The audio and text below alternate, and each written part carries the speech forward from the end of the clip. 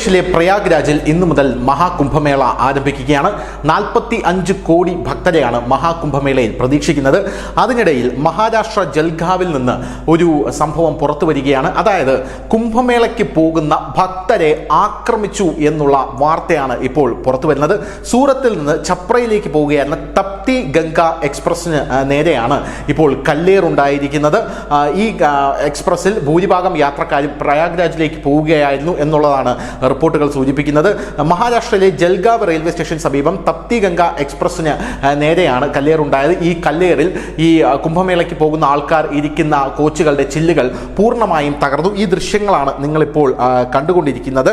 പോരാത്തതിന് പ്രയാഗ്രാജിലെ കുംഭമേളയ്ക്ക് യാത്ര ചെയ്യുന്ന നിരവധി യാത്രക്കാർ തങ്ങളുടെ സുരക്ഷയെക്കുറിച്ച് ഇപ്പോൾ ആശങ്ക പ്രകടിപ്പിച്ചിരിക്കുകയാണ്. നിരവധി ആൾക്കാരാണ് സോഷ്യൽ മീഡിയയിൽ ഇത്തരത്തിലുള്ള വീഡിയോകൾ പങ്കിട്ടിരിക്കുന്നത്. ഇത് വളരെ ഞെട്ടിക്കുന്ന സംഭവമാണെന്നാണ് ഇപ്പോൾ പല നേതാക്കളും പ്രതികരിച്ചിരിക്കുന്നത്. എന്തു തന്നെയായിരുന്നാലും മികച്ച സുരക്ഷ ഉറപ്പാക്കാനാണ് റെയിൽവേ ഉദ്യോഗസ്ഥരോട് ഇപ്പോൾ യാത്രക്കാർ അഭ്യർത്ഥിച്ചിരിക്കുന്നത്. പോരാത്തതിന് കല്ലേറുണ്ടായതിനു പിന്നാലെ നരേന്ദ്രമോദിജി ഞങ്ങളെ രക്ഷിക്കൂ എന്ന് പറഞ്ഞാണ് ഇവർ വീഡിയോ ഇട്ടിരിക്കുന്നത്.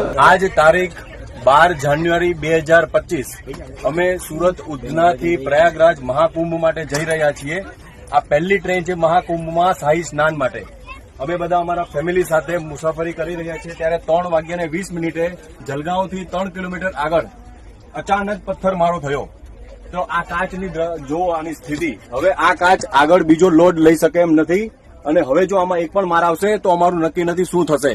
અમને તાત્કાલિક આગળનું જે નેક્સ્ટ સ્ટેશન આવે ત્યાં અમને તાત્કાલિક પ્રોટેક્શન આપો. અમને અમારી અને અમારા પરિવારની સખત ચિંતા છે. મહેરબાની કરીને અમારી સુરક્ષાનું આપ સમાધાન આપો.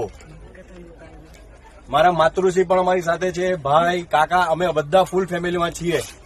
મહેરબાની કરો અમારા ઉપર, અમારું થોડુંક વિચારો અને અમને સુરક્ષા પ્રદાન કરો.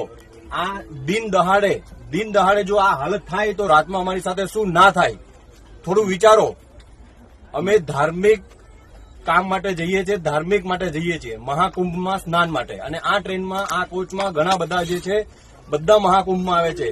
દિન દહાડે જો આ થતું હોય જલગાંવથી આગળ ભૂસાવલની વચ્ચે તો રાત્રે શું ના થઈ શકે. આગળ પણ હજી મહાકુંભની જેટલી ટ્રેનો છે એ બધી ટ્રેનોની સુરક્ષા માટે આપ કાળજી કરો, ખાસ કાળજી આપો. ખાસ સુરક્ષા. રેલવેમાં 139 માં કમ્પ્લેન પણ કરી, રેલવેના કમ્પ્લેન નંબર 139 માં કોલ કર્યો છે. એટલે હવે જોઈએ એ લોકો ક્યારે જાગે અને અમારી પાસે આવે અમને મદદ કરવા માટે. અમને અત્યારે સિક્યુરિટી જોઈશે કારણ કે આ હવે સહન કરી શકે એમ નથી કાજ. એટલે અમને મહેરબાની કરીને સિક્યુરિટી પ્રોવાઈડ કરો. हम सभी को, हम आज प्रयागराज के लिए निकले हैं सूरत उधना से और आज तारीख 12 और 1 जनवरी 12/1/2025 के कुंभ के लिए सभी यात्री हमारे साथ हैं जो कि